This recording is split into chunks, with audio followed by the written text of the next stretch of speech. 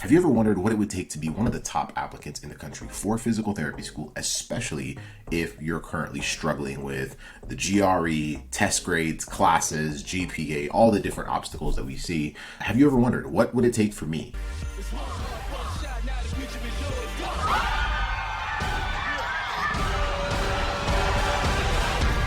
Even though I'm struggling with all of these things, what would it take for me to be one of the top applicants? And not just top, I'm talking top 5% of applicants. And the reason why I say 5% is because we looked at the data and the research, and for every single physical therapy school, roughly 11.7% of students that apply to a school get accepted. And so that's a fairly low percentage. So you want to be competitive. It's a competitive field to get into. It's not impossible though, which is why we're here. That's why we started this platform years ago. However, let's not even talk about how to be in the top 11%. Let's talk about what it takes to be in the top 5%.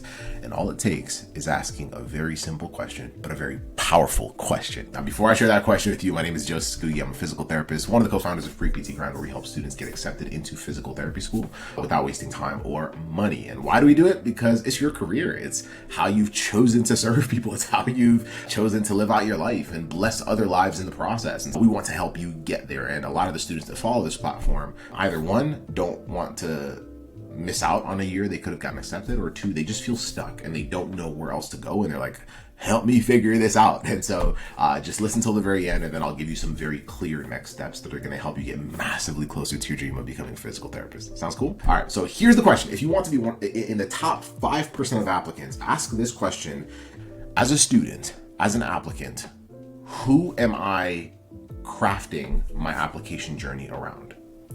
Is it other students? Or is it the schools that I'm planning on applying to? Who am I crafting my application journey around? So now let's go a little deeper. One of the things, and you may have noticed that a lot of times the things that maybe make you insecure as a student is you see someone else that has a better grade. You see someone else that's better at tests. You see someone else that gets accepted the first time they apply. And so it's natural for us to see someone else who is a step ahead and compare ourselves to them. I don't know if you've ever struggled with that. Whenever I ask that question during a masterclass, everyone that's there's it's because it's easy to compare ourselves to someone else because we're looking at them and saying, oh man, they clearly have a better shot than me. And it makes us feel bad, right? Because it makes us feel bad, for some of us, it leads to a pretty deep spiral to where we stop believing at times that it's possible. And we consider having a backup career option. We consider pulling the plug, quitting, doing something else. And when all the while, this is all you want to do. If you literally can't think of another career other than physical therapy, does it make sense for me to find something else? And so the question is, who am I crafting my application around? Because if I am crafting it around other students,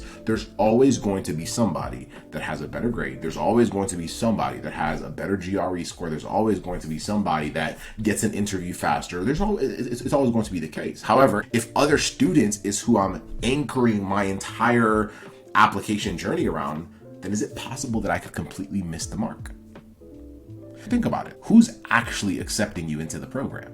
Is it the students, or is it the faculty members of the PT programs you'll apply to? So it begs the question, like, whose opinion actually matters? Like, whose perspective actually matters? Is it the students? Is it what they're doing? What if the student that you saw have 2,000 observation hours? What if that's not really what schools desire? What if all the schools wanted was for that person to hit their minimum for their shadowing hours and maybe a few extra, and maybe diversify where they did their shadowing? But beyond that, what if they wanted something else? What if there were other parts of the application that they valued more, like the prerequisite GPA, like the science GPA, like the GRE, because those are the things that actually tell the school how you'll likely do in their program, because that's what they care about. Think about it. Like, they're looking for someone that's going to be a successful student, right? Like, they don't want to, and we've talked about this in other videos, right? Like, they don't want to have you as a risk. And so ask yourself, whose opinion truly matters, and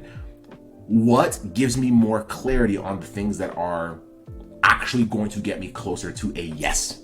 Is it just copying what other students are doing, or comparing myself to other students and assuming that I'm not as good as I can be, and sometimes even being so paralyzed by fear or even anxiety because I'm focusing on the worst case scenario? Sometimes I get so paralyzed that maybe I don't do something. Maybe I procrastinate. I start pushing things off because it feels intimidating. It feels overwhelming. I'm intimidated by the GRE, so I keep pushing it off. I'm intimidated by having to retake a class that I know would help improve my prerequisite GPA, but it's because I don't know how to get an A in chemistry. I don't know how to get an A in physics. And all the while, I'm like, maybe I'm not smart enough. Maybe I'm not good enough. Maybe it's not going to work out. And that's what starts to happen. So who am I comparing myself to? Because if I want to be in the top 5% of applicants, the question I have to ask is, who's the decider? Like, who has the deciding power on whether or not I get into PT school, and what do they want?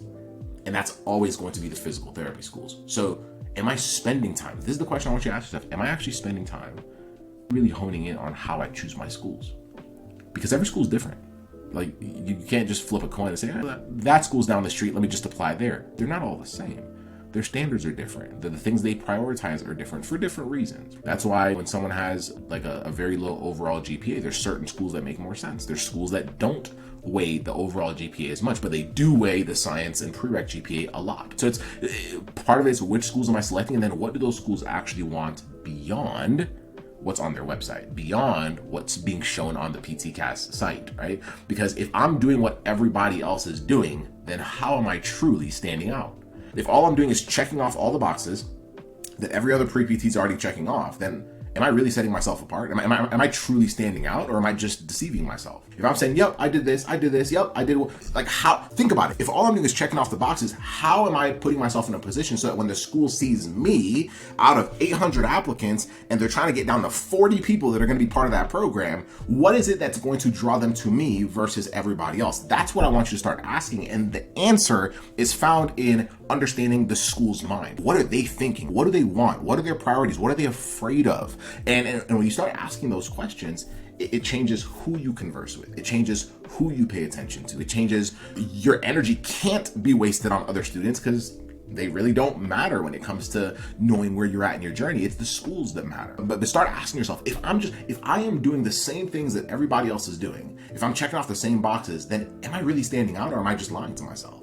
And then when I apply and get rejected, should that surprise me? All I did was the bare minimum. I didn't go above and beyond. And above and beyond doesn't mean what I think is above and beyond. It doesn't mean what other students think is above and beyond. It doesn't even mean what my advisor thinks is above and beyond. It matters to what the school thinks is above and beyond. Like I said, every school is a little different. So what they value might be different. And part of that is learning how to have the right conversations with those programs. Does that make sense? And so that's where, at least with the students that we've worked with, that's where the game starts to change for them. Because if I want to be a top 5% applicant, everything starts with the school. I can't tell y'all how many times I speak with students that start working with our team, and one of the first things they tell us is they're like, yeah, right now I'm just focusing on my classes, and then I'm going to focus on the GRE, and then I'm going to focus on all these stuff, and then maybe a week, maybe a month or two outside prior to the application cycle opening, then I'll finalize my list of schools. I'm like, man, that's so backwards. That's just making assumptions, right? That's just like saying, I'm going to prepare this wedding, I'm going to plan this wedding, and then right before the wedding, I'm going to go find the person I'm going to marry. Shouldn't you have done that the other way? Shouldn't you have found the person you were going to marry first? And then